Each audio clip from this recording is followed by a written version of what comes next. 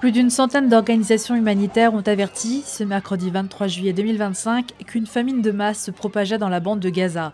Israël impose depuis début mars un blocus total à l'enclave palestinienne, ce qui a entraîné de très graves pénuries de nourriture, médicaments et autres biens de première nécessité. Israël a très partiellement assoupli son blocus depuis fin mai, mais la situation reste toujours dramatique. Alors qu'une famine de masse se propage dans la bande de Gaza, nos collègues et les personnes que nous aidons dépérissent, indiquent dans un communiqué des ONG dont Médecins sans frontières, plusieurs branches de Médecins du Monde et Caritas, Amnesty International ou encore Oxfam International. Ces ONG appellent à un cessez-le-feu immédiat, à l'ouverture de tous les points de passage terrestres et à la libre circulation de l'aide humanitaire. And now we are seeing the last gasp of a humanitarian system built on humanitarian principles.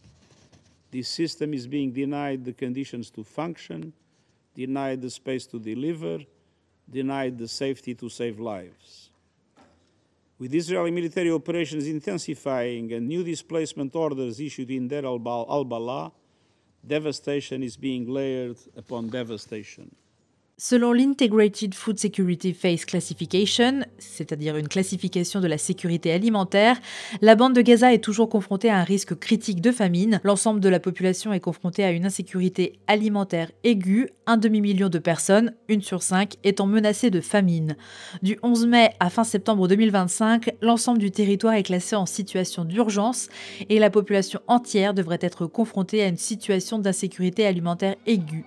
Avec l'expansion annoncée des opérations militaires dans toute la bande de Gaza, l'incapacité persistante des agences humanitaires à accéder aux populations dans le besoin, une escalade anticipée des hostilités et le déplacement massif continu de populations, le risque de famine dans la bande de Gaza n'est pas seulement possible, il est de plus en plus probable. Après plus de 21 mois de guerre, Israël continue de bombarder au quotidien la bande de Gaza. Les dernières négociations indirectes entre Israël et le Hamas en vue d'une trêve n'ont pas enregistré de progrès. Israël dit vouloir libérer les otages retenus à Gaza, chasser le Hamas de Gaza et prendre le contrôle du territoire. Le Hamas, quant à lui, réclame le retrait israélien de Gaza, l'entrée d'importantes aides et l'arrêt définitif de la guerre.